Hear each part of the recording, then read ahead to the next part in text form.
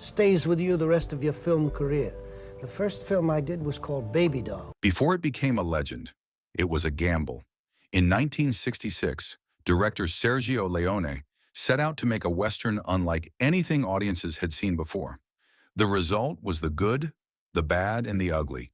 A brutal, operatic tale of greed, war, and survival set against the chaos of the American Civil War. But behind the iconic stares and sweeping desert shots, the production was nearly as dangerous as the story itself. Let's start with the man in the poncho. Believe it or not, Clint Eastwood almost walked away from the role of Blondie. At the time, he wasn't yet the global icon we know today, but he understood leverage. He demanded a $250,000 salary, a Ferrari, and a percentage of U.S. profits. He even fired his publicist for pushing him to accept the role. Why? Strategy. Eastwood was fiercely protective of his image. Over the years, he turned down roles that later became legendary, including James Bond, Superman, and even Captain Willard in Apocalypse Now. He didn't want to be trapped in parts that didn't fit his vision, and in hindsight, that discipline helped shape one of the most controlled careers in Hollywood history. Then there was Tuco. Eli Wallach nearly stole the film and nearly lost his life making it. During one scene, he was tied to a horse that bolted unexpectedly, dragging him across rough terrain.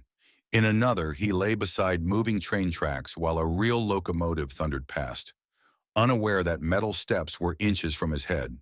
One mistake, and the movie would have ended in tragedy. Even the famous bridge explosion went wrong.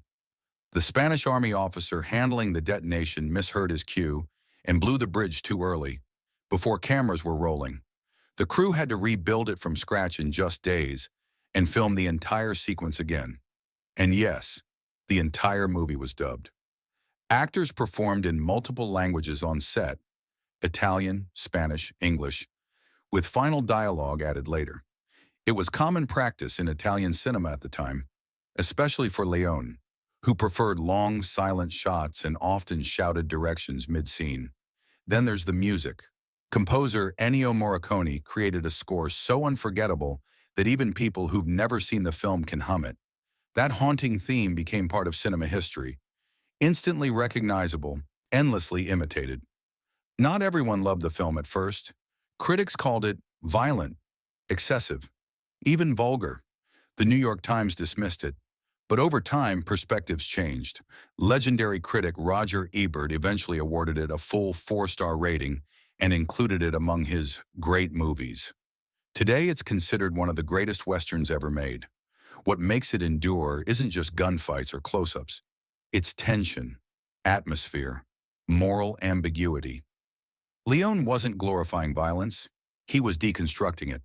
3 men chasing gold, while a nation tears itself apart.